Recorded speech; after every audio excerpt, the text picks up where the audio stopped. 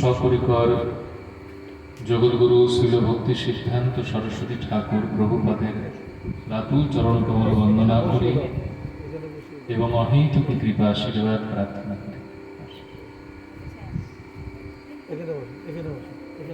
উপস্থিত সমস্ত সীতানাথের ভক্তগণ, শান্তিপুর ধামবাসী ভক্তবৃন্দ, মাতৃমণ্ডলী,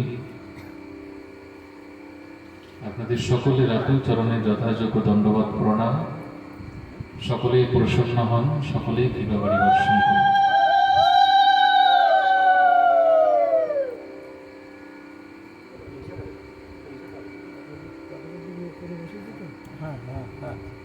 যে কালে আমরা সকলে সমবেত হয়েছি আজ, অত্যন্ত পবিত্র সময়, অত্যন্ত পবিত্র মুহূর্ত এটি। কারণ 12টি মাসই পবিত্র, কিন্তু তার মধ্যে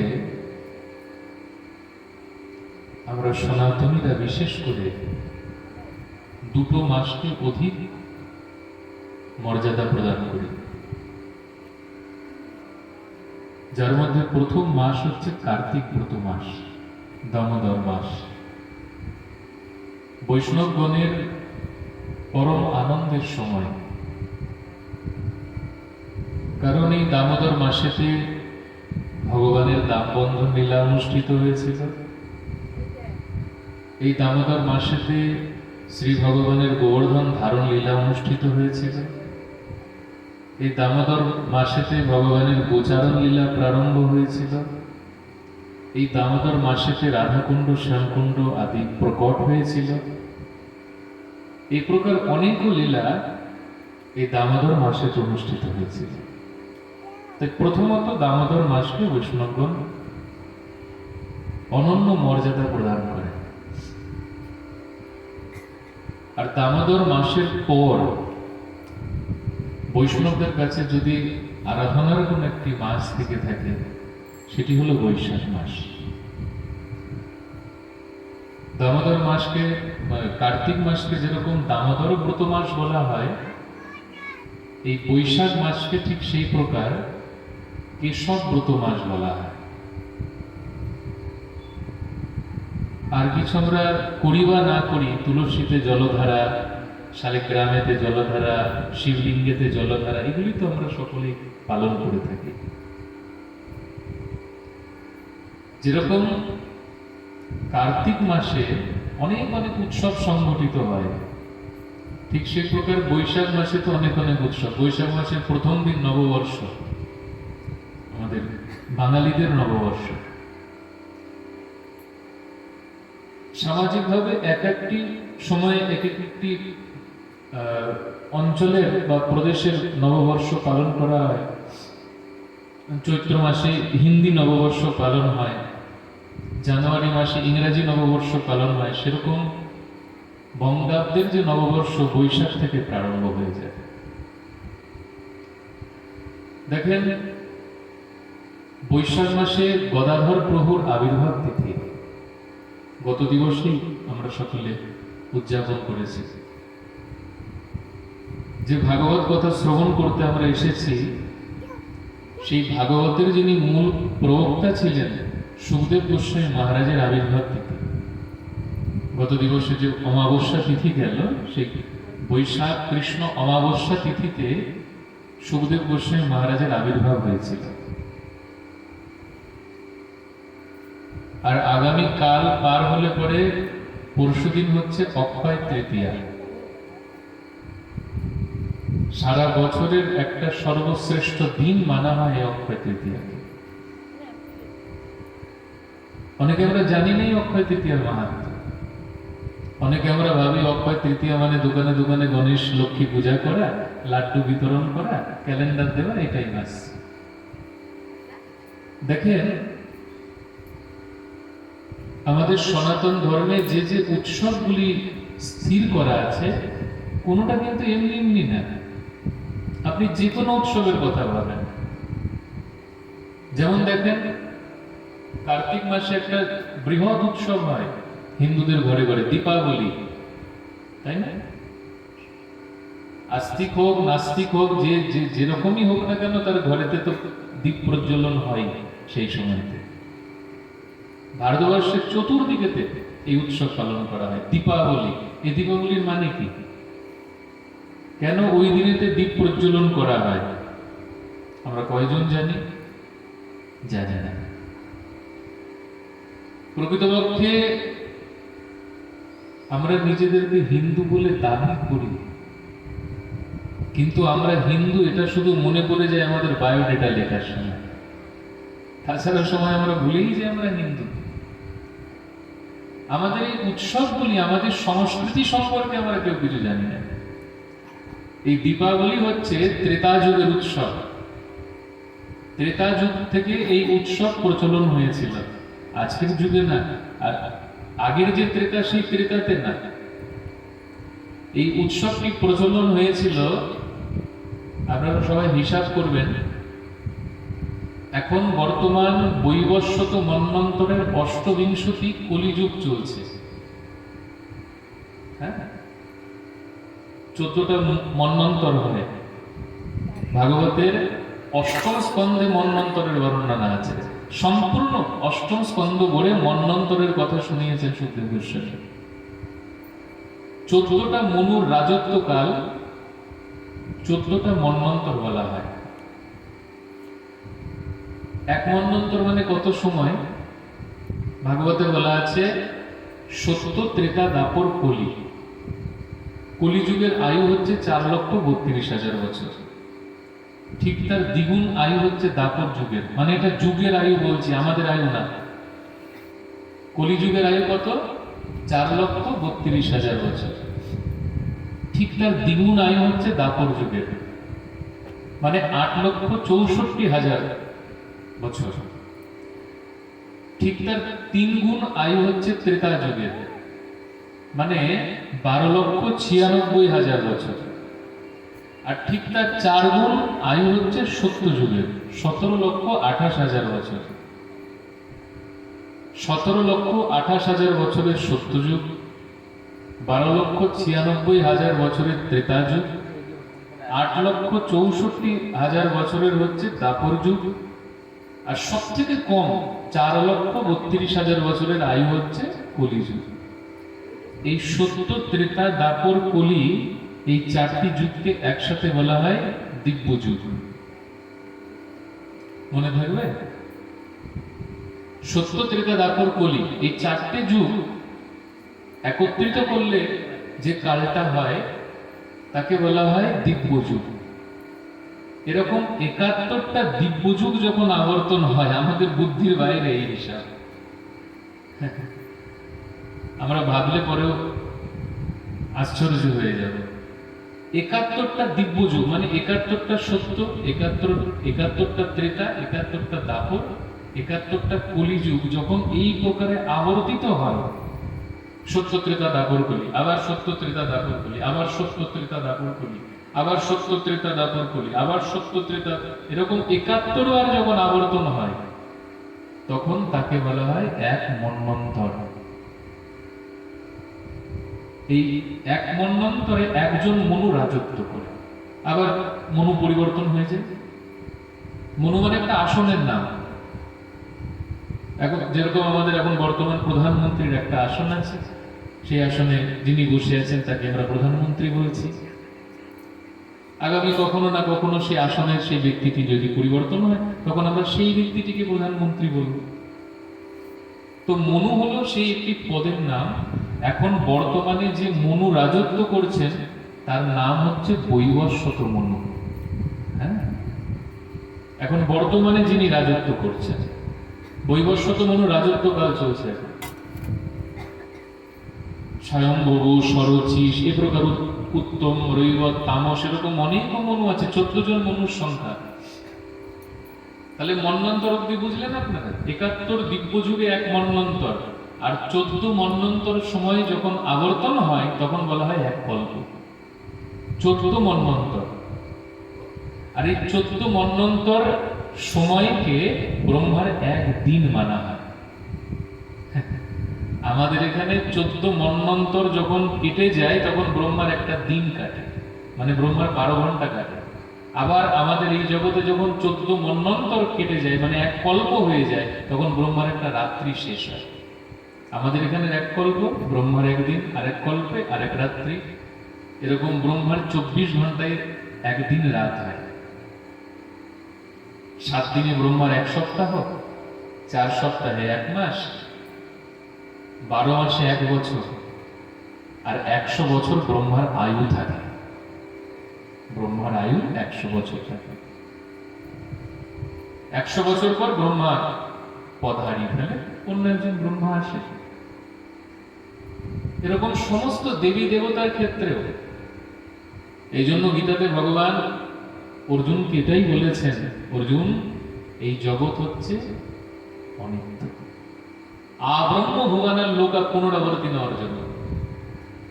আব্রহ্ম ভুবনের লোকা মানে পিঁপড়ে থেকে ব্রহ্মার পর্যন্ত আয়ুর গণনা আছে, শুধু আমার আপনার আয়ুর গণনা নেই।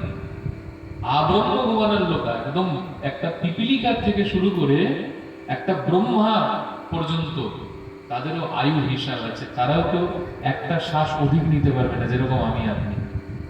আমাদের যেরকম শ্বাসের গণনা হয়, আমার এই দেহেতে একটা শ্বাস সংখ্যা আছে, এত দূর অব্দি আমি শ্বাস গ্রহণ করতে পারবো, তার অধিক না।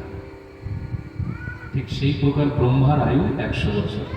তাই বলে আমরা যেরকম মৃত্যু গ্রহণ করি, ব্রহ্মার এরকম মৃত্যু হয় না। ব্রহ্মাকে পথটা পরিবর্তন করতে হয়। আবার কেউ ব্রহ্মা আসে, সেও তপস্যা করে, তার দ্বারাও সৃজন হয়। যে প্রকার ব্রহ্মার কার্য আপনারা ভাগবতে জেনেছেন। তো আমার বলার তাৎপর্য হচ্ছে, এই যে দীপাবলি কোন সময় থেকে প্রচলন হয়েছিল আপনারা শোনেন। এখন বর্তমানে 7ম মন্বন্তর চলছে। 14টা মন্বন্তরের কথা বললাম না, এখন বর্তমান আজকের দিনের কথা বলছি। এগুলো ব্রাহ্মণেরা জানে। দেখবেন ব্রাহ্মণেরা যখন সংকল্প করায়, যে কোনো কার্য, আপনার বাড়িতে কোনো কর্মকাণ্ড, ধর্মানুষ্ঠান কিছু বলে করে, ব্রাহ্মণেরা এসে আপনাকে যে সংকল্প করায়, ওই সংকল্পের মধ্যে A to Z একদম সব কিছু বলা থাকে।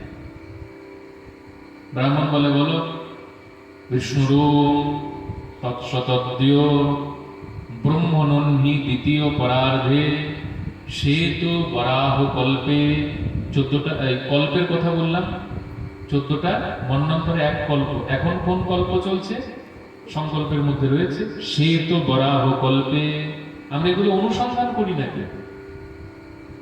মন্ত্রের অনেক অর্থ আছে বা আমরা মন্ত্রের মাহাত্ম্যই জানি না। কেউ জানে? আমরা মন্ত্রকে খুব তুচ্ছ জ্ঞান করি। কিন্তু একবার ভাবেন, এই সমস্ত সংসার দেবতাদের অধীন, আর দেবতারা মন্ত্রের অধীন। সামান্য একটা মন্ত্র ক্লিং, আপনি জপতে থাকুন, মা কালী প্রকট হয়ে যাবে আপনার সামনে। ভগবানের বীজ মন্ত্র কি? ক্লিং, গোবিন্দ প্রকট হয়ে যাবে। সামান্য একটু বীজ প্রকট করে দেবে একজন অধিপতি, একজন দেবতাকে। লক্ষ্মী দেবীর বীজ মন্ত্র শ্রী, সরস্বতী দেবীর বীজ মন্ত্র ঐ। তাই জন্য আমাদের এগুলি জানতে হবে, অনুসন্ধান করতে হবে, জিজ্ঞাসু হতে হবে আমাদের। তত্ত্ব জিজ্ঞাসুনাত্মা, ভাগবতের একই কথা বলে, জিজ্ঞাসু হতে হবে আপনাকে। সারা জীবন যেখানে হরিবাসর হবে গেলাম, পাঠ শুনলাম, বাড়ি চলে আসলাম, প্রসাদ পেলাম, হয়ে গেল সব না। ভগবান বলছেন, এতাবদেব জিজ্ঞাসন তত্ত্ব জিজ্ঞাসুনাত্মনা অন্যዮ ব্যাতিরেকাভ্যাম যৎস্যাৎ সর্বত্র সর্বদা। জিজ্ঞাসু যদি আপনি না হন, আপনি কিচ্ছু প্রাপ্তি হতে পারবেন না। বেদান্ত সূত্রের প্রথম সূত্রে যথার্থ ব্রহ্ম জিজ্ঞাসা। মনুষ্যের কর্তব্যই হচ্ছে তত্ত্ব জিজ্ঞাসা। আপনার মধ্যে যতক্ষণ জিজ্ঞাসা প্রকট না হবে, ততক্ষণ আপনি কিছু প্রাপ্ত করতে পারবেন না। শোনার আশা যাওয়ায় সার হয়ে যাবে। এই জন্য তত্ত্ব জিজ্ঞাসা প্রকট করতে হবে আমাদের মধ্যে। শ্রী গুরুদেবের কাছে যখন যাব, বৈষ্ণবদের কাছে যখন যাব, কোনো মহাপুরুষের কাছে যখন যাব, তার কাছে এগুলি জিজ্ঞাসা করতে হবে, উত্তম উত্তম বিষয় সম্পর্কে জিজ্ঞাসা করতে হবে আমাদের সবাইকে।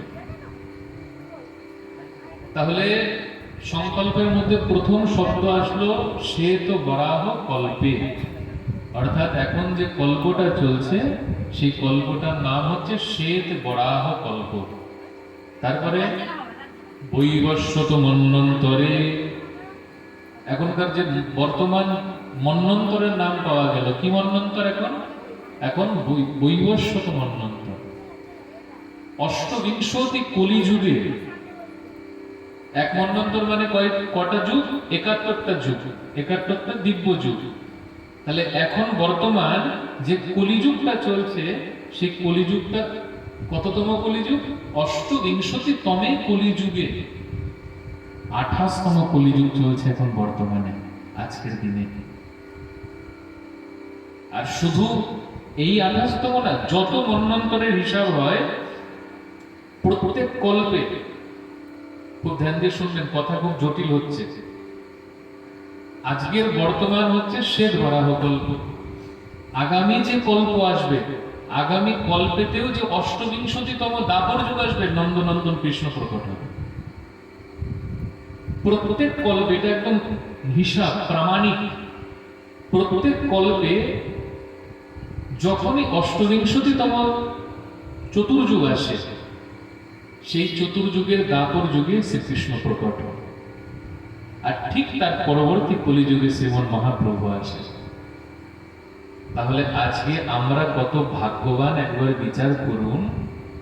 এই বৈবস্বত মন্বন্তরের অষ্টবিংশতি কলিযুগে, যে কলিযুগে শ্রীমন মহাপ্রভু এসেছেন, যে কলিযুগে সীতানাথ এসেছেন, নিতাই চাঁদ এসেছেন, সেই কলিযুগে আমরা এসেছি। একবার আমাদের সৌভাগ্যের কথা বিচার করুন তো। এর আগের যে 6টা কল্প চলে গিয়েছে, মন্বন্তর চলে গিয়েছে, 27টা মন্বন্তর, এটা 28তম মন্বন্তর। এর আগে যে যুগগুলো চলে গিয়েছে 27টি, কৃষ্ণ বা মহাপ্রভু আসেননি, এসেছেন কোন অবতার। যেমন চাক্ষুষ মন্বন্তরে ভগবান তিনি সমুদ্র মন্থন করিয়েছিলেন। তামস মন্বন্তরে ভগবান তিনি গজেন্দ্রকে উদ্ধার করতে হরি রূপে এসেছিলেন। আপনাদের এই রাস্তাটা তিনি যখন আসছিলেন, এখানে একটা হরি পূজা হয় না? আমি একবার পাঠে এসেছিলাম, একদিনের পাঠ হয়েছিল। এই গলিটার মধ্যে দিয়ে, এখানে রাস্তার ডানি বা বাই, ওটা হরি পূজা হয় এই সামনে। তো আমি যখন পাঠে আসলাম, তখন দেখলাম যে আমাদের বাংলার মধ্যে সচরাচর এরকম বিগ্রহ থাকে না, গরুরের উপরে ভগবান বসে আছে। ওই রূপটা আমি পরে দেখলাম এটা হরি রূপ। তো সবাই বলছে ঠিক যে হরি পূজা হচ্ছে। এই হরি, ভগবান শ্রী হরি, তিনি হরিমেধা ঋষির পত্নী হরিণীর গর্ভ থেকে প্রকট হয়েছিল। এই যে গজেন্দ্রকে যিনি উদ্ধার করেছিলেন না, ইনি কিন্তু সাক্ষাৎ বৈকুণ্ঠ থেকে আসেননি, ইনি সাক্ষাৎ ভগবান শ্রী হরি ছিলেন। হরিমেধা ঋষির পত্নী দেবী হরিণী, তার পুত্র রূপে এসেছিলেন ভগবান তামস মন্বন্তরে। তো মন্বন্তরের হিসাবেতে ভগবান পৃথক পৃথক রূপে প্রকট হন, কিন্তু বর্তমান যে মন্বন্তর, এটা এতটাই মহিমাময় যে এই মন্বন্তরে সাক্ষাৎ ভগবান শ্রীকৃষ্ণ এসেছেন আর ভগবান শ্রী মহাপ্রভু এসেছেন। আর যে দীপাবলির উৎসবের কথা বলছিলাম, ভগবান রামচন্দ্রের এই উৎসব, এই চতুর্যুগে কিন্তু ভগবান রাম রূপে আসেননি। ভগবান তিনি চতুর্বিংশতি যে চতুর্যুগ ছিল, সেই চতুর্বিংশতি চতুর্যুগের ত্রেতা যুগেতে রামচন্দ্র এসেছিলেন। এ থালাটা সরা নেই, আর এটা নিয়ে এত পাগল হতে হবে না। যে যেখানে দেবে দিক, আপনারা শান্ত হয়ে পাঠটা শোনেন। বলো রাধে রাধে। দীপাবলি উৎসবের কথা কি বললাম? ভগবান রামচন্দ্র লঙ্কা বিজয় করে অযোধ্যাতে এসেছিলেন। এই অযোধ্যা আগমনে অযোধ্যাবাসীরা ভগবান, দেখো দীপাবলি রাত্রি হচ্ছে সব থেকে অন্ধকারতম রাত্রি। 365 দিনের মধ্যে সব থেকে অন্ধকার রাত্রি হচ্ছে দীপাবলির রাত্রি, লক্ষ্য করবেন। আর সব থেকে উজ্জ্বল রাত্রি হচ্ছে শরৎ পূর্ণিমার রাত্রি, যেদিন আমরা পূজা করি, লক্ষ্মী পূজা করি। ভগবান কিন্তু রাস ওই দিন করেছেন, রাস পূর্ণিমাতে কিন্তু কৃষ্ণের রাস হয় না। রাস তো ভগবান আজও করেন, কিন্তু ভাগবতে যে রাসের কথা বর্ণনা হয় সেটা কিন্তু শরৎ পূর্ণিমার রাসের কথা। মানে ঠিক যেদিন আমরা পূজা করি, লক্ষ্মী পূজা করি, বিজয়া দশমীর পরে একাদশী, একাদশীর পরে যে পূর্ণিমাটা আসে, সমস্ত অযোধ্যাবাসীরা তারা দীপ প্রজ্বলন করেছিলেন, ভগবানকে স্বাগতম করেছিলেন অযোধ্যাপুরীতে। এই উৎসবটাই দীপাবলি। আর এই দীপাবলি চতুর্বিংশ ত্রেতা যুগের, মানে এখন 28তম ত্রেতা যুগ গিয়েছে, তার আগে 27তম ত্রেতা যুগ, 26তম ত্রেতা যুগ, 25তম ত্রেতা যুগ, 24তম ত্রেতা, সেই সময় রামলীলা হয়েছিল। তাহলে ভাবো কত আগের উৎসব। আচ্ছা, আরেকটা উৎসব হচ্ছে হোলি, দোল। এই হোলিও প্রহ্লাদ মহারাজের সময় থেকে পালন করে আসছে আমরা। এই হোলিও কিন্তু অনেক প্রাচীন উৎসব। হোলি শব্দ এসছে প্রহ্লাদের পিসিমা দেবী হোলিকার নাম থেকে। রাক্ষসী ছিল, হিরণ্যকশিপুরের বোন ছিল। তো হিরণ্যকশিপুর প্রহ্লাদকে প্রচুর প্রচুর মারার চেষ্টা করেছে, কোনোভাবেই তো মারতে পারেনি। হিরণ্যকশিপুরের বোন হোলিকা এসে বলল, দাদা তুই একবার আমাকে সুযোগ দে, তোর কোনো চিন্তায় থাকবে না। হোলিকা ব্রহ্মার কাছ থেকে বর প্রার্থনা করেছিল যে তার শরীরকে আগুন কখনো পোড়াতে পারবে না। মনে মনে ভাবলো, ঠিক আছে, আমি জ্বলন্ত অগ্নির মধ্যে প্রহ্লাদকে নিয়ে বসে যাব, আমার শরীরে তো অগ্নি তো স্পর্শ করতে পারবে না, প্রহ্লাদ মরে যাবে। এই চিন্তা করে হোলিকা নিদ্রিত প্রহ্লাদকে নিয়ে একটা কাঠের স্তূপের মধ্যে, অনেক বড় বড় বিশাল বিশাল কাষ্ঠ রাখা ছিল, সেখানে প্রবেশ করে গেল, অসুরের অগ্নি সংযোগ করিয়ে দিল, দাও দাও করে জ্বলতে লাগলো সেই অগ্নি। আর ভগবানের লীলা দেখুন, হলো ঠিক উল্টোটা। হোলিকার শরীর জ্বলতে লাগলো, প্রহ্লাদ যেরকম তো সেরকম স্বয়ং করেছিল। তখন হোলিকা চিৎকার করে করে বলল, ব্রহ্মা মিথ্যাবাদী, ব্রহ্মা মিথ্যাবাদী। সঙ্গে সঙ্গে ব্রহ্মা প্রকট হয়ে গেল। অগ্নি মানে ব্রহ্মার স্বরূপ, ব্রহ্মা প্রকট হয়ে গেল। ব্রহ্মা বলল, আমাকে কেন মিথ্যাবাদী বলছো তুমি? হোলিকা দেবী বললেন, আপনি আমাকে বরদান করেছিলেন যে আমার শরীরে কখনো অগ্নি জ্বালাতে পারবে না, তো আমার শরীর জ্বলছে কি করে? তখন ব্রহ্মা বলেছিল, হোলিকা, যে অগ্নি তোমার শরীরকে জ্বালাচ্ছে সেটা কোনো সাধারণ অগ্নি না, এটা ভক্ত অপরাধ রূপী অগ্নি তোমার শরীরকে জ্বালাচ্ছে। অপরাধ অগ্নিতে তুমি জ্বলছো। তো হোলিকা সেই সময় দহন হয়েছিল, সেই দিনটা আমরা ন্যাড়া পড়া জ্বালাই। সবকিছু আমাদের বললাম না, যে কোনো অনুষ্ঠান, যে কোনো ধর্মানুষ্ঠান, কোনোটাই কিন্তু ফালতু না। যেদিন আমরা ন্যাড়া পড়া জ্বালাই, সেই দিন হোলিকা জ্বলেছিল, ছাই হয়েছিল পুরে সেই অসুরী। পরের দিন দেবতারা এসে সেই হোলিকার ছাই ওড়াতে লাগলো, আনন্দে খেলা করতে লাগলো, ওইটাই হোলি। ঠিক তার পরের দিন দোল খেলা। এখন হোলিকার ছাই কোথায় পাবে? তাই আবির উড়াই আমরা, এটাই হোলি। হোলিকার শব্দ থেকে হোলি আসলো।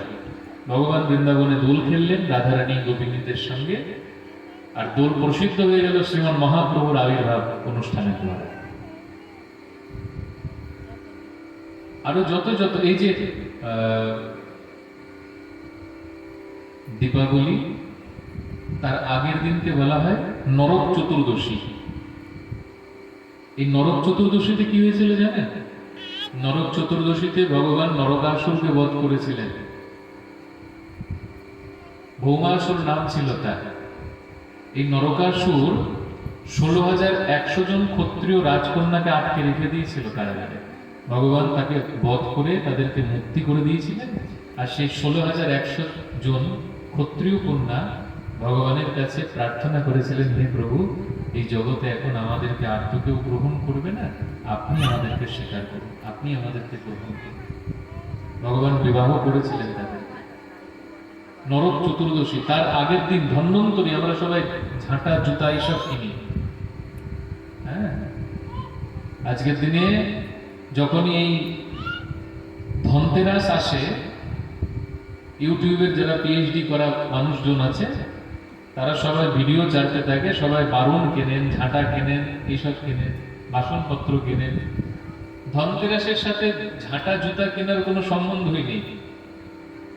ধনতেরাসের সাথে সোনা রূপা কেনার কোনো সম্বন্ধই নেই। হ্যাঁ, কিনছেন খুব ভালো কথা, কিন্তু এর কোনো সম্বন্ধই নেই। এটা আমরা হুজুগে করছি সবাই। কিরকম করছি জানেন? একটা গ্রামেতে একটা বিয়ের অনুষ্ঠান চলছে, আগেকার দিনের ব্যাপার ছিল। তো একটা বুড়িমা তার কন্যাটির বিবাহ দিচ্ছিল বহু কষ্টে, সবার কাছে চেয়ে চিনতে কোনোভাবে কন্যাটিকে পার করছিল। তো সেই বুড়িমাটা দেখছে যে তার ঘরে একটা বেড়াল ছিল, ওই কন্যাটি কখনো কখনো খাবার দাবার দিত, তাকে আদর করত। তো কন্যা তো এদিকে বিবাহ করছে, আর এই যে বেড়ালটা ছিল সেই বেড়ালটা খালি উৎপাত করছে ঘরের মধ্যে, খালি উৎপাত করছে। তো বুড়িমাটা মনে মনে ভাবলো, যদি বিড়ালটা এরকম ছাড়া থাকে তাহলে তো আমার মেয়ের বিয়াতে তো বাধা দিয়ে দেবে, কোথায় গিয়ে কি করে দেবে, অবলা প্রাণী, ওর কি বোধ আছে। তো সে কি করলো, বুড়িমাটা একটা ঝুড়ি নিয়ে গিয়ে সেই বিড়ালটাকে চাপা দিল। বিড়ালটা চাপা দিয়ে সেই ঝুড়ির উপর একটা শিল নোড়া রেখে দিল। মনে মনে ভাবলো, থাক বিয়েটা হয়ে যাক, তারপর ওকে ছেড়ে দেবে। সমস্ত গ্রামবাসী দেখলো যে বুড়িমাটা ওইদিকে মেয়ের বিয়ে চলছে, আর ওইদিকে সে একটা ঝুড়ির তলায় বিড়াল চাপা দিয়ে তার উপর নোড়া রেখে দিয়েছে। এখন গ্রামবাসীরা ভাবলো, আচ্ছা, তার মানে বিয়ে থাওয়া হলে পরে হয়তো এটা নিয়ম আছে, বিড়াল চাপা দিতে হয়। এখন গ্রামবাসীরা হুজুগে মেতে গেল। হুজুগ হুজুগ বোঝেন তো, এটাকে হুজুগ বলে। আগে পিছিয়ে ধর্মকর্ম কিছু কি কিচ্ছু জানি না, এমন নিয়ম তৈরি হয়ে গেল। এখন বিশ্বাস করুন, সেই গ্রামেতে পুরো নিয়ম বেরিয়ে গেল, বিয়ে হলে বিড়াল চাপা দিতে হবে। এখন বিড়ালেরা ভয়েতে সে দেশ ছাড়া হয়ে গেল। কে এখন ওই দেশে থাকে? কারণ না কারোর বিয়ে বাদলেই বিড়াল ধরে নিয়ে আসতো, তাকে চাপা দেওয়া হতো। বিড়ালেরও তো চিন্তা। এরকম অনেক ধর্ম আছে। এখন সেগুলো পুঙ্খানুপুঙ্খ ভাবে বলার বিষয় না, এগুলো আপনারা স্বয়ং বিচার করে বুঝবেন। বিড়াল চাপা দেওয়ার মতো ধর্ম আমরা এখনো অব্দি জগতে পালন করে থাকি। আমরা কোথায় একটা মালদার কনুয়াতে পাঠ করতে গিয়েছিলাম। তো সে কনুয়াতে ওদের একটা নিয়ম আছে, কি জানো? ভগবান জানে কোথা থেকে পেয়েছে। সাধু সন্ত আসলে করে ফুল ছড়ায় আর কি। এবার সেই গাঁদা ফুল মোটামুটি আমরা যেদিন প্রবেশ করছি, পাঠক আসছে, খুব শ্রদ্ধালু ভক্ত খুব ভালো, শ্রদ্ধালু। 7 দিন আমরা ছিলাম, খুব আনন্দ পেয়েছি। তো কি বলবো মা, আমার ইউটিউবে সেই ভিডিওটা দেওয়া আছে। মনে হয় 100 কেজি গাঁদা ফুল ছড়িয়েছে। ফুলটাকে বানিয়ে নিয়ে বৃন্তটা ফেলে দিয়ে 100 কেজি গাঁদা ফুল ছড়িয়েছে আমার উপর। আমি তো শেষ। মানে এমন পরিস্থিতি হয়ে গেছে অ্যাম্বুলেন্সে তোলার মতো। ভাবেন, কারোর উপর আপনি হয়তো যাচ্ছেন আর আপনার উপরেই সবাই ছুটছে, নাকে, চোখে, মুখে, মাথায়, কোনো জায়গায় বাকি নেই। আচ্ছা, পরের দিন নগর সংকীর্তনে গেলে আমি তো পুরা বলে দিলাম, দেখো আমার উপর কেউ যেন ফুল ছুটবে না, আমি চলে যাবো এখান থেকে। তো যাই হোক, ভয়েতে পরের দিন থেকে আমার উপর আর ফুল ছড়ানি। এখন 100 কেজি ফুল ছিল, তাদের ছড়াতে তো কোথাও না কোথাও হবে। ওই গ্রামে যত মন্দির ছিল, মন্দিরেতে ফুল আর মুঠো মুঠো আতপ চাল ছুঁড়ে ছুঁড়ে ঠাকুরকে অভিষেক করছে। ভগবান জানে কোথা থেকে পেয়েছে। আমি পাঠে বলেছিলেন এগুলো করবে না, আতপ চাল ছুটছে। এখন ভাবো, বিগ্রহ নহ তুমি সাক্ষাৎ ব্রজেন্দ্র নন্দন, বিগ্রহ না, ভগবান তো সাক্ষাৎ। এরকম মুষ্টি ভরে যদি আতপ চাল যদি কারোর মুখে ছুঁড়ে মারা হয়, তার কিরকম বিরক্তি লাগে। আমাকে ফুল ছুঁড়ে মেরেছে, তাতে আমি বিরক্ত হয়ে গিয়েছি। পরের দিন মাইকে বলেই দিয়েছে আমাকে আর ফুল ছুঁড়বে না। কোথাও গেলাম, এক মুঠো বাতাসা নিয়ে ঠাকুরের মুখেতে মারলাম ছুঁড়ে। হ্যাঁ, এগুলো কোথা থেকে পাই আমি? প্রণামের খেলা, প্রণাম করতে করতে কোথাও কোথাও এরকম হয়, আমাকে টিটেনাস নিয়ে বাড়ি আসতে হয়। ঘামছে কামড়ে পায়ের উপরেতে একদম পুরা সর্বনাশ হয়ে যায়। সব মায়েদের সিঁথির সিঁদুর আমার ধুতিতে। এগুলো ধর্ম? এগুলো ধর্ম? এগুলোকে হুজুগ বলা হয়। এতে কিচ্ছু লাভ হয় না আপনার, এতে আপনার কিচ্ছু লাভ হবে না, বরঞ্চ এতে অপরাধ বাড়ে। অপরাধ না? কারণ কোন বিগ্রহের মুখে যদি এরকম বাতাসা ছুঁড়ে, ফুল ছুঁড়ে, আতপ চাল ছুঁড়ে মারা হয়, এতে অপরাধ হবে না আপনার? বিগ্রহ মানে তো সাক্ষাৎ ভগবান, সাক্ষাৎ অর্চা বিগ্রহ, অর্চা অর্চা অবতার ভগবানের। অপরাধ হয়। এই জন্য এই সমস্তগুলো আমাদের বিচার করে দেখো, আমরা অল্প করব, সাধনা আপনি অল্প করেন, কোনো ক্ষতি নেই, কিন্তু এমন কিছু করেন না যাতে অপরাধ জন্মে যায়। 32 প্রকার সেবা অপরাধ আছে, এগুলো গুরুদেবের সামনে বসে পড়তে হয়। 10 প্রকার নাম অপরাধ আছে, এগুলো জানতে হয় শ্রী গুরুদেবের কাছে। শুধু তিলক মালা পরে নিলাম, বৈষ্ণব হয়ে গেলাম, সবসময় হরে কৃষ্ণ বাস হয়ে গেল না। এই ধর্মেতে আপনি এসেছেন, এই পথে আপনি এসেছেন, এই মার্গটিকে জানতে হবে আপনাকে।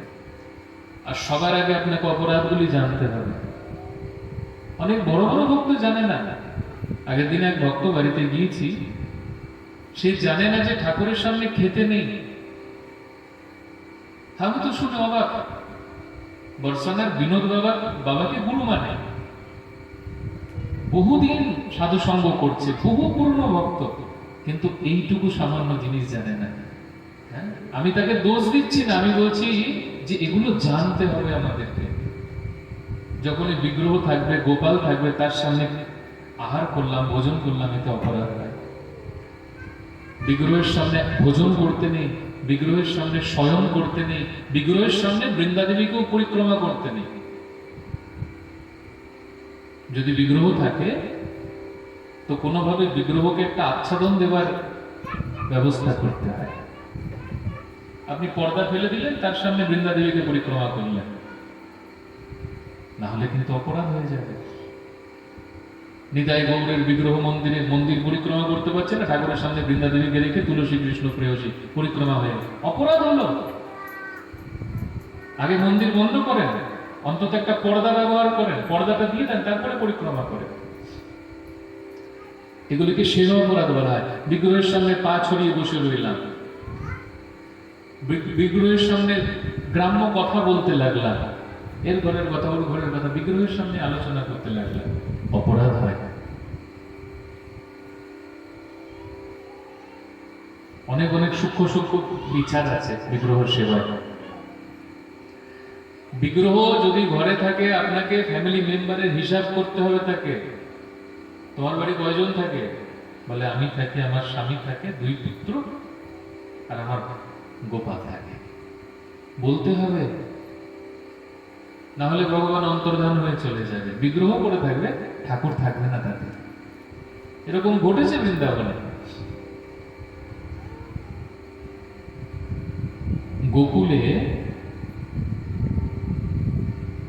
গোকুলে আপনারা রমণ রীতি দর্শন করেছেন। সেই রমণ রীতিতে একটা মা থাকত। বৃন্দাবনে ব্রজ 84 ক্রোশের মধ্যেই জন্ম হয়েছিল, কিন্তু সেই মাটা ব্রজের বাইরে না, মানে বৃন্দাবনের 84 ক্রোশের মধ্যে। তো মাটার জীবন ইচ্ছা হলো, অন্ধ ছিল, চোখে দেখতে পেত না। তো সেই মাটার ইচ্ছা হলো বৃন্দাবনেতে থেকে জীবনটা কাটানো, বিবাহ আদি কিছু করেনি, ব্রজে চলে আসলো। বৃন্দাবনের গোকুলে রমণ রীতির কোথাও একটি থাকতো, কুটিয়া বানিয়ে যমুনার পাড়ে। তো মাটার এত প্রেম জাগ্রত হলো, ভক্তিতে এতটাই নিমজ্জিত হয়ে গেল, প্রতিদিন সন্ধ্যাবেলায় গোবিন্দ ছোট্ট বাল্য রূপেতে সে মায়ের হাতে ক্ষীর খেয়ে যেত। একদম প্রত্যক্ষ গোপাল আসত। তো সেই মাটা প্রতিদিন ক্ষীর বানিয়ে রাখতো। ক্ষীর মানে বোঝেন তো? আমরা যাকে পায়েস বলি, ব্রজেতে তাকে ক্ষীর বলে। দুগ্ধ জ্বালিয়ে তার মধ্যে অন্ন দিয়ে, যেটাকে আমরা পরমান্ন বলি, ব্রজেতে এটাকে ক্ষীর ভোগ বলা হয়। তো সেই মাটা প্রতিদিন ক্ষীর ভোগ বানিয়ে রাখতো। ঠিক সন্ধ্যাকালে, মানে ভাবটা এরকম ছিল ভগবান প্রতিদিন গোচারণে যান, গোচারণ থেকে যখন গোপাল ফিরে আসে তখন ওই মায়ের ঘরে ঢুকে ক্ষীরভোগ খেয়ে তারপরে নন্দ ভবনে প্রস্থান করেন। তো প্রতিদিন গোবিন্দ আসতেন, মাটা ক্ষীরভোগ খাওয়াতেন, নিজে হাতে গোপালকে পাওয়াতেন, আর গোবিন্দ খুব আনন্দে পেতেন, একদম প্রত্যক্ষ লীলা। একদিন তার ওই কোনো আত্মীয় স্বজন খুঁজতে খুঁজতে বৃন্দাবনে দর্শনে এসেছিল, তো বললো আমাদের একটা মা এই গোকুলে বাস করে শুনেছি, কোথায় থাকে জানি না। সাধুদের কাছে জিজ্ঞাসা করতে করতে করতে করতে শেষমেশ গোকুলে রমণ রীতির পাশে কুটিয়াটাকে খুঁজে বের করলো। সেই গ্রামের আত্মীয় স্বজন বলি, আত্মীয় স্বজন মানেই তো জানো, ভালো করে বাঁচতে দেয় না, ভালো করে মরতেও দেয় না। সে মায়ের কুটিয়াতে এসে সারাদিন যত রকমের আলতু ফালতু গল্প। ভগবান সন্ধ্যেবেলায় এসেছে, আত্মীয় স্বজনেরকে দেখে ভগবানের মাটার কাছে যায়নি, আর সেই মাটার বিড়ম্বনা গোপালকে বলে গেছে। আত্মীয় স্বজন পেয়েছে, গোপালকে বলে গেছে, না বানিয়েছে ক্ষীর। ভগবান তার কুটিয়াতে দরজার পাশে দাঁড়িয়ে দাঁড়িয়ে গল্প টল্প করছে। ভগবান শুনছে, কি গল্প করছে দেখি। তো তখন সেই বুড়িমাটা কাঁদতে কাঁদতে বলছে যে দেখ, এতদিন আমি এখানে পড়ে আছি, একা একা থাকি, তোরা একটু খবরও নিস না যে আমি একা একা এখানে কি করে, মেয়ে মানুষ এখানে এইভাবে থাকি, তোরা একটু খবরও নিস না। আরে তোরাই তো আমার ছিলিস এই জগতের সম্বল, তোরা তো অন্তত খবর রাখতে পারতিস, তোরা ছাড়া আমার আর কেউ আছে? ভগবান শুনে তার দ্বার থেকে ফিরে চলে গেল, জীবনে আসবে না। ভগবান বড় অভিমান করে নিল, আরে এতদিন এসবের কথা মনে ছিল না, এতদিন আমি আর সেই ছিলাম, আনন্দে ছিলাম, আর এখন বলছে তার কেউ নেই, তাহলে আমি এতদিন যে সম্বন্ধটা তৈরি করছি সম্বন্ধের কথা ভুলে গেল এত সহজে। ভগবানের খুব রাগ হয়ে গেল। সংজাত কোপ স্ফুরিতা অরুণাধরম সমদস্য দদিবি দধিমন্ত ভাজনা। ভগবানেরও রাগ হয়, ভগবানের খুব ক্রোধ হয়ে গেল, আর কখনো আসবো না এর কাছে, কোনোদিন আসবো না এর কাছে। চায় না এই ক্ষীরভোগেরা, আমার প্রতি কোনো প্রেমই নেই, আমার প্রতি কোনো সমর্পণই নেই। আজকে আত্মীয় স্বজনকে আমাকে ভুলে গিয়েছে, আমার জন্য ক্ষীরভোগ রান্না করে নি। যাই হোক, আত্মীয় স্বজন চলে গেল। এবার তো সেই বুড়ি মায়ের মনে পড়ে গিয়েছে, আরে আজকে তো আমার গোপালকে ক্ষীর খাওয়ানো হলো না, আমিও ভুলে গেছি। ঠিক আছে, কালকে নিশ্চয়ই গোপাল আসবে, কালকে প্রাণ ভরে খাওয়াবো। যেই আত্মীয় স্বজন চলে গেল, সঙ্গে সঙ্গে আবার গোবিন্দের কথা মনে পড়ে গেল। এটা উচিত না, এইখানেই ভুল হয়েছিল তার ভজনে। গঙ্গাকে দেখেছ না? আমাদের ভজনটা যেন গঙ্গার মতো হয়। গঙ্গা দেবী তিনি প্রকট হন গঙ্গোত্রী থেকে, গোমুখ থেকে। ভীষণ ভয়ঙ্কর স্থান গঙ্গোত্রী গোমুখ। আমার দর্শন হয়েছিল 2021 সালে, খুব ভয়ঙ্কর। মানে শঙ্করাচার্য চারধাম বানিয়েছিল জীবনের অন্তিম কালে সেখানে যাওয়ার জন্য, আর আজকালকার দিনে তো ছেলে মেয়েরা হানিমুন করতে চলে যাচ্ছে চারধামে। বড় বিড়ম্বনা। চারধাম সেই প্রকার স্থান না। চারধামের প্রতিটি স্থান অত্যন্ত বিপজ্জনক, যে কোনো সময় মৃত্যুর সম্মুখে শিওরে দাঁড়িয়ে থাকে। আমাদের সামনে পরিক্রমা করতে করতে একটা পাথর পড়লো, চলে গেল ভগবানের কোলে। সবসময় শিওরে মৃত্যু দাঁড়িয়ে থাকে চারধাম এরকম স্থান। তো যেখান থেকে গঙ্গা প্রকট হয়েছে না, যেরকম ভয়ঙ্কর সেরকম সুন্দর। আপনি বিশ্বাস করতে পারবেন না যে আপনি পৃথিবীতে আছেন, আপনি বৈকুণ্ঠে আছেন, এই প্রকার ভাব আসবে। আর উত্তরাখণ্ড মানে দেবভূমি, দেবতারা বিচরণ করে। আগে তো ব্রহ্মর্ষি, রাজর্ষি, দেবর্ষি তারা সবাই বিচরণ করতো উত্তরাখণ্ডের সেই দেবভূমিগুলিতে। কখনো যদি যান, আপনি লক্ষ্য করবেন গোমুখের থেকে গঙ্গা দেবী প্রবাহিত হয়ে সমস্ত ভারতবর্ষ ঘুরে গঙ্গা দেবী তিনি মিশেছেন গঙ্গাসাগরে এসে। আমরা ভজনটা কেমন করে করব, কিভাবে আমরা গোবিন্দকে প্রাপ্তি করব, এটা আমাদের গঙ্গা দেবীর কাছ থেকে শেখা উচিত। ভাগবতে দত্তাত্রেয় 24 গুরু সংবাদ আছে না? দত্তাত্রেয় ভগবান একজন বেশ্যার কাছ থেকে শিখেছিলেন কিভাবে ভগবানকে পাওয়া যায়। পিঙ্গলা বেশ্যা দত্তাত্রেয়র একজন গুরু ছিলেন।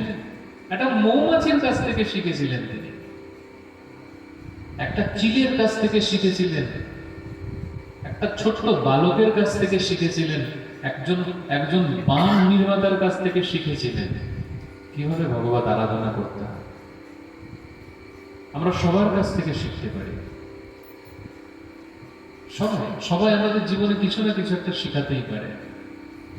আপনি গঙ্গা দেবীর কাছ থেকে এটাই শিখবেন, গঙ্গা দেবী যখন গোমুখ থেকে প্রবাহিত হয়ে সাগরের দিকে অভিমুখে চলছে, দেখবেন গঙ্গা দেবীর গতিপথে যদি কোনো ছোট ছোট পাথর এসে থাকে, তার তেজময় বেগের দ্বারা সেই পাথরকে কোথায় ধূলিসাৎ করে দিয়ে চলে গিয়েছে।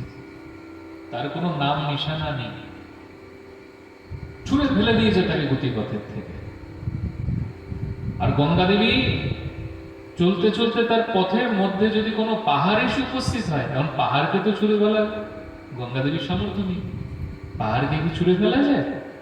তাই গঙ্গা দেবী সেই পাহাড়ের কাছ থেকে নিজের একটা গন্তব্য তৈরি করে নিয়েছে।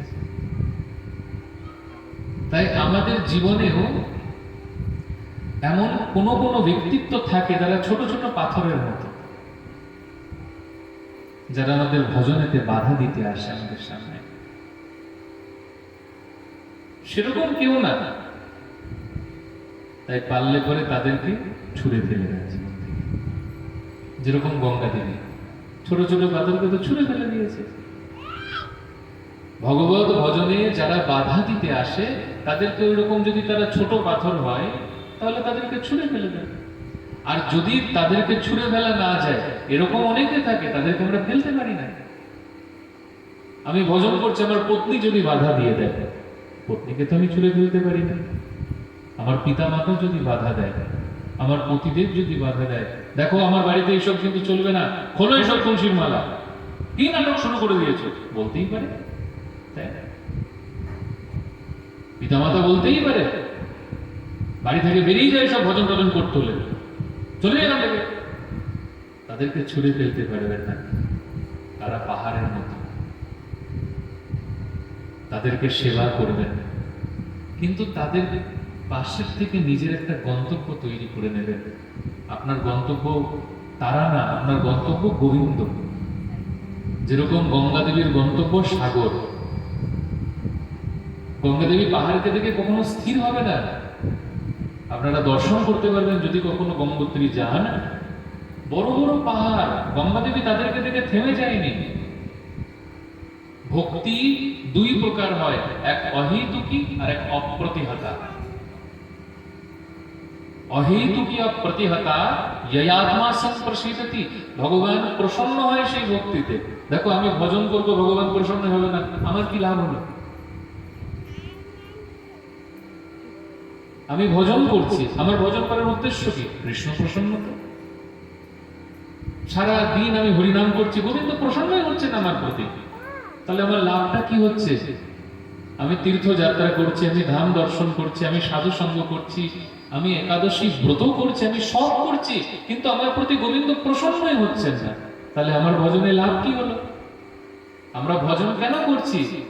আমার নাথ যাতে আমার প্রতি প্রসন্ন হয়, আমার গোবিন্দ যেন প্রসন্ন হয়, আমার গৌরহরি যেন প্রসন্ন হয়, সীতানাথ যেন প্রসন্ন হয়, এটাই তো আমাদের উদ্দেশ্য। এটাই তো আমাদের উদ্দেশ্য। ভক্তি সানুষ্ঠিত পুংসাম বিশ্বক্ষেন তথা সুয়াত। আমাদের ভক্তি অনুষ্ঠানের একমাত্র উদ্দেশ্য, আজ আমরা সবাই এখানে এসেছি, একসাথে একত্রিত হয়েছি, ভগবানের কথা আস্বাদন হচ্ছে, আমি বলছি আপনারা শুনছেন, উদ্দেশ্য কি? যাতে আমার গোবিন্দ প্রসন্ন হয়। কার কথা শুনতে এসেছি? কৃষ্ণ কথা শুনতে এসেছি। কার জন্য শুনতে এসেছি? কৃষ্ণের জন্য শুনতে এসেছি। তিনি যাতে প্রসন্ন হয়। এটা কোনো নাটক না, এটা কোনো নাটক না, এটা একটা অভ্যাস। আপনি ভজন করছেন, যদি ভগবানই সন্তুষ্ট না হয় আপনার ভজনে লাভ কি হলো? তাই জন্য অনেক কিছু করতে হবে না, অল্প কিছু করেন, সেইটাই করেন যাতে আমার গোবিন্দ প্রসন্ন হয়, বাস, বলার আর কিছু উদ্দেশ্য না। পরীক্ষিত মহারাজ কিচ্ছু করেনি, কেবল শ্রবণ করে গোবিন্দকে পেয়েছে। এটা কি যথেষ্ট না? আমরা তো সব করব, তারপরে লবণটা কিচ্ছু না, ইকুয়াল টু জিরো। যেখানেই সাধু সঙ্গ হচ্ছে সেখানেই দেখা যায় মানুষটা বসে কণ্ঠে তুলসীর মালাই করে না। কত বছর সাধু সঙ্গ করছেন বাবা? বলে দেখতে দেখতে 30-40 তো হয়েই গেল, কিন্তু এখনো সেই সব ইচ্ছাটুকু হয়নি যে কণ্ঠে একটা তুলসীর মালা পড়তে হয়। এটা তো একদম মিনিমাম, সব থেকে নগণ্য। সাধু সঙ্গ করলে তাকে তুলসী ধারণ করতেই হবে, সাধু সঙ্গ করলে তাকে তিলক ধারণ করতেই হবে। তারপরে ধীরে ধীরে অপবিত্র আহারগুলিকে বর্জন করে দিতে হবে। সংকল্প নিতে হবে, যা আমার গোবিন্দ পছন্দ করে না তা আমিও পছন্দ করব না। আমার ভগবানের সম্মুখে যেটা দেওয়া যায় না সেটা আমিও পাবো না।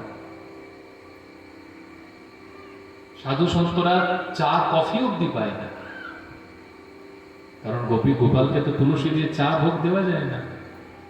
আর কেউ যদি দেয় তাকে চেলাকাঠ দিয়ে পেটাতে হবে। গোপালের সামনে তো খৈনি ভোগও দিয়ে দিতে পারে, চেলাকাঠ দিয়ে তাকে পেটাতে হবে। একটু তিরাঙ্গা ভোগ দিয়ে দিলাম গোপালের পাশে।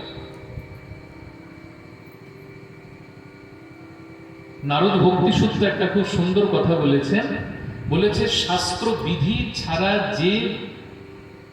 যে ভগবত আরাধনা করতে যাবে সেটা তার ভক্তি না, সেটা তার উৎপাতের কারণ হয়ে দাঁড়াবে। আমার শ্লোকটা স্মরণে আসছে না, খুব সুন্দর একটা শ্লোক আছে নারদ ভক্তি সূত্রে, এই কথাটা বলা আছে। শাস্ত্র পুরাণ বিধি বিহীন যে হরিভজন করতে যাবে তার ওই হরিভজনটা উৎপাতের কারণ হয়ে দাঁড়াবে। হ্যাঁ, তাই জন্য সাধু গুরু শাস্ত্র বাক্য চিত্তেতে করিয়া ঐক্য, আর না করিহ মনে আশা। সাধুর বাক্য, গুরু বাক্য আর শাস্ত্র বাক্যকে আমাদের মানতেই হবে। এটাকে আমরা তুচ্ছ তাচ্ছিল্য করতে পারবোই না। সাধু বলছে ভগবানকে ভোগ দিয়ে প্রসাদ পাও, সদ্গুরু বলছেন ভগবানকে ভোগ লাগিয়ে প্রসাদ পাও, শাস্ত্র বলছেন ভগবানকে ভোগ লাগিয়ে প্রসাদ পাও, আর কোনো বিচার নেই, করতেই হবে। আর কোনো সন্দেহ নেই, আর কোনো দ্বিধা নেই, আর কোনো সংশয় নেই, আর অন্য কোনো বাসনাও নেই। গুরুদেব বলেছেন মানে করতেই হবে।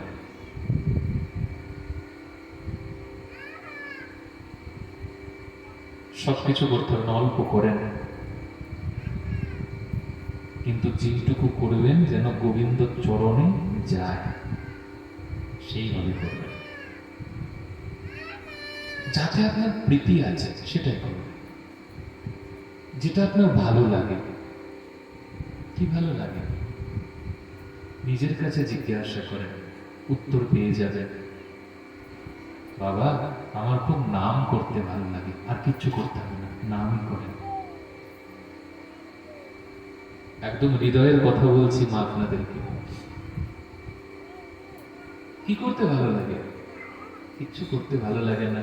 করতাল নিয়ে গোপালের সামনে বসে বসে কীর্তন করতে ভালো লাগে। কিচ্ছু করতে হবে না, সব ছাড়া, কিচ্ছু করতে হবে না, কীর্তন করা।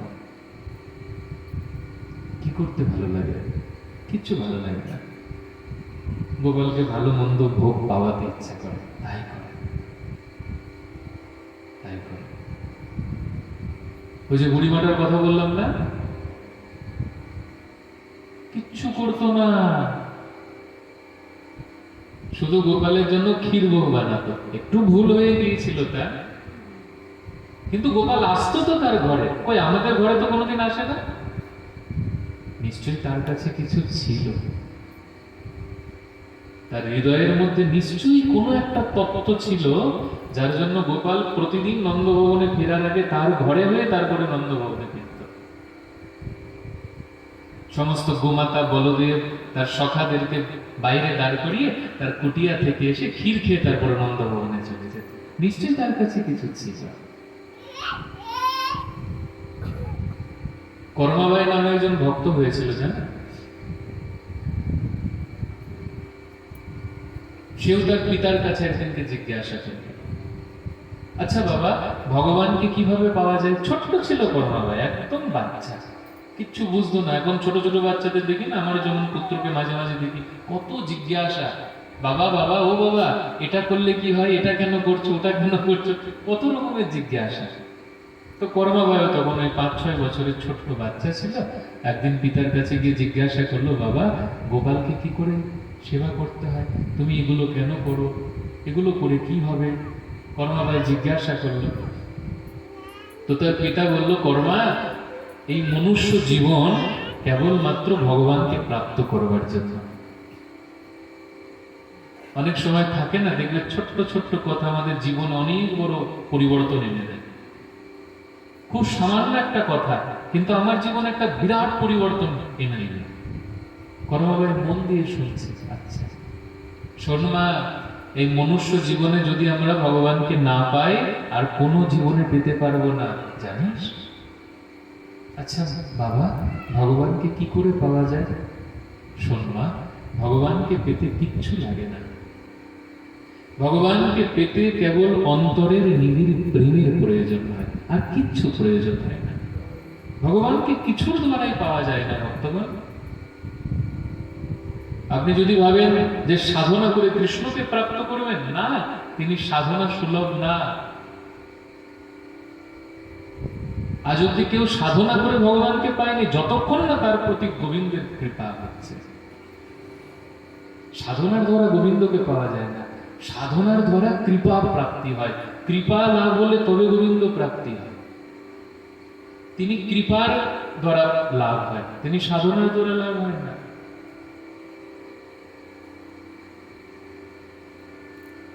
তিনি সাধনার দ্বারা প্রাপ্তি হয় না। তবে সাধনা কেন করতে হয়? সাধন বিনা সাধ্য বস্তু কবু নাহি পায়। আমরা সাধনা করি তুলসী, তিলক, হরিনাম, একাদশী, ব্রত, এই সবকিছু কৃপার জন্য। এইসবের দ্বারা কৃষ্ণ প্রাপ্তি হবে না, অকাট্য সত্য এটাই। আপনি একাদশী ব্রত করছেন, নির্জলা করছেন, এর দ্বারা আপনি গোবিন্দ প্রাপ্তি করবেন না, এর দ্বারা আপনার কৃপা প্রাপ্তি হবে, এর দ্বারা কৃপা লাভ হবে। আর ওই কৃপা গোবিন্দকে গোলক থেকে গোলকে এনে দেবে, যেরকম সীতানাথ এনেছিলেন। কর্মা বহু চিন্তা করলো, আমার পিতা আমাকে এই কথা বলছেন, ভগবানকে মনুষ্য দেহের প্রাপ্তি। আবার একদিন গিয়ে জিজ্ঞাসা করলো, বাবা আচ্ছা আমি কি করে ভগবানকে পাই? তখন কর্মাকে বলছে, শোন মা, তোর যেটা ভালো লাগে তুই সেটা গোপালকে কর, যেটা ভালো লাগে। মীরা দেবী ভজন করতে করতে গোবিন্দকে পেয়ে গিয়েছিল, তার আর কিচ্ছু ভালো লাগতো না। মেরে তো গিরধর গোপাল দুসরো না কই। ভজন গাইতে গাইতে মীরা দেবী ভগবানকে লাভ করলেন। পরীক্ষিত মহারাজ শুনতে শুনতে ভাগবত শুনে 7 দিনে ভগবানকে প্রাপ্ত হয়ে গেল। সুখদেব গোস্বামী কৃষ্ণ কথা কীর্তন করতে করতে প্রাপ্তি হয়ে গেল। প্রহ্লাদ মহারাজ কিচ্ছু করেনি, কেবল বিষ্ণু স্মরণ করেছেন, বাস ভগবান। প্রহ্লাদ চরিত্র কখনো পড়েছেন ভাগবতে? এরকম কখনো লেখা আছে? প্রহ্লাদ তিনি মাথা নিচু করে পা করে করে তপস্যা করে ভগবানকে পেয়েছে? কিচ্ছু করেনি প্রহ্লাদ। মাতৃগর্ভে থাকতে দেবর্ষি নারদের কাছ থেকে শিখেছিল কিভাবে গোবিন্দকে স্মরণ করতে হয়, বাস, আর কিচ্ছু করতে হয়নি তাকে, কিচ্ছু করতে হয়নি। সদা সর্বদা গোবিন্দকে স্মরণ করতো, হৃদয়তে সদা সর্বদা ভগবানকে চিন্তন করত। খুব উত্তম এটা মা, এর উপরে কিছু বলতে ইচ্ছা করছে, এটা খুব উত্তম সেবা, স্মরণ। গোবিন্দ দাস ঠাকুর গিয়েছে না, ভজ হরে মন শ্রীনন্দনন্দন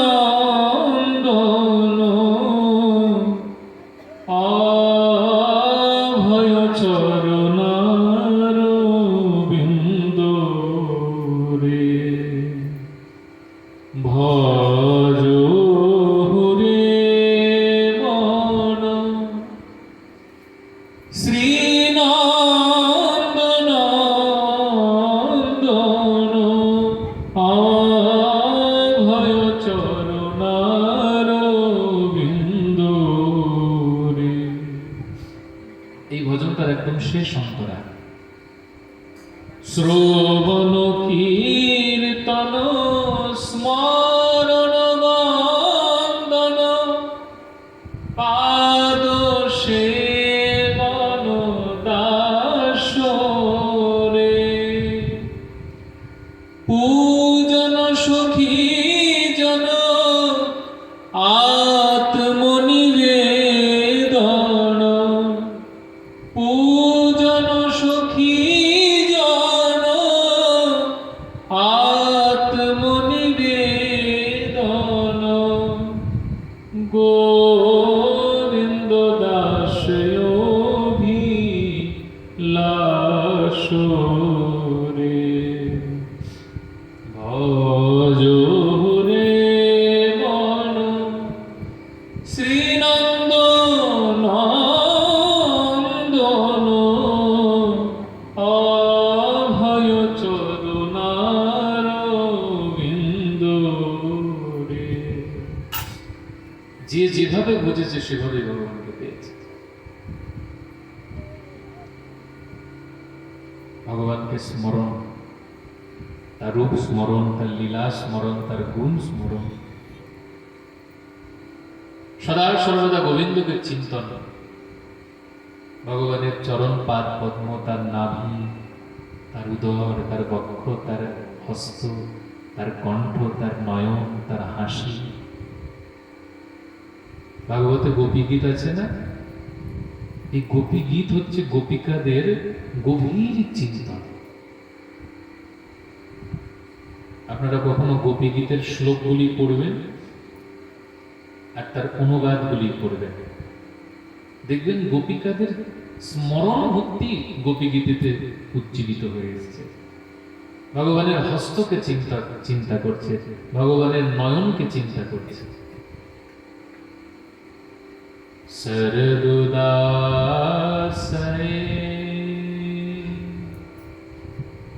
সাধু জাতো সত সরোষি জাদরো শ্রী মুসাদিশা সুরতনাথ তে শুল্কদাসিকা